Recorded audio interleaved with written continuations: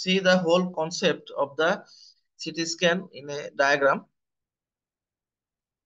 So এটা প্রথমে আমরা এক্স রে টিউব থেকে শুরু করি।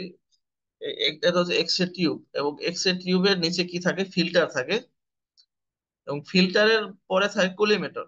তো এগুলার আমরা কাজ আমরা আগে জানছি কোনটার কি কাজ। তো কলিমেটরটা হচ্ছে আমাদের, এই কলিমেটর একটা জানালার মতো। Collimator works like a window. So if we close the window, then the X-rays cannot pass through.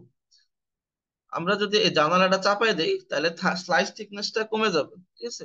আবার জানালা যদি বড় করে দেই, খুলে দেই, তারপর স্লাইস থিকনেসটা বেড়ে যাবে।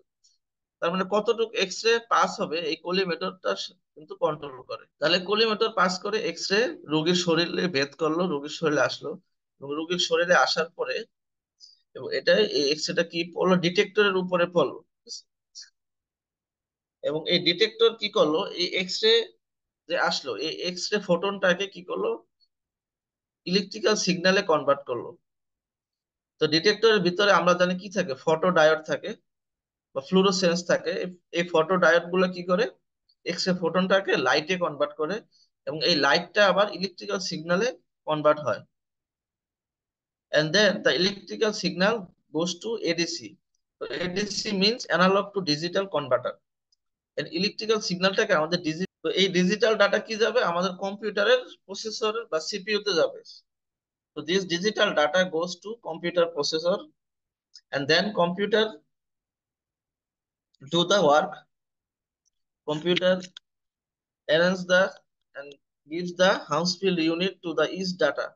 অর্থাৎ প্রতিটা ডাটার মধ্যে কম্পিউটার কি করে, হাউসফিল্ড ইউনিট বসায়। অর্থাৎ যে গ্রে স্কেল আছে, অর্থাৎ কোন কোন পয়েন্টটা সাদা হবে, মানে কম্পিউটার মনিটরের কোন ম্যাট্রিক্সটা বা কোন পিক্সেলটা কোন কালার হবে, কোন পিক্সেলটা সাদা হবে, কোন পিক্সেলটা কালো হবে, কোন পিক্সেলটা গ্রে হবে, মানে এগুলা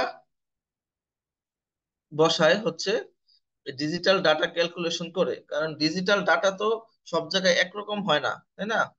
কারণ যে ডাটাটা তোমার এই বোনের ভিতর দিয়ে আসে ওই ডাটার ইনফরমেশন, আর যে ডাটাটা তোমার ফ্লুইডের ভিতর দিয়ে আসে ওই ডাটার ইনফরমেশন তো এক না।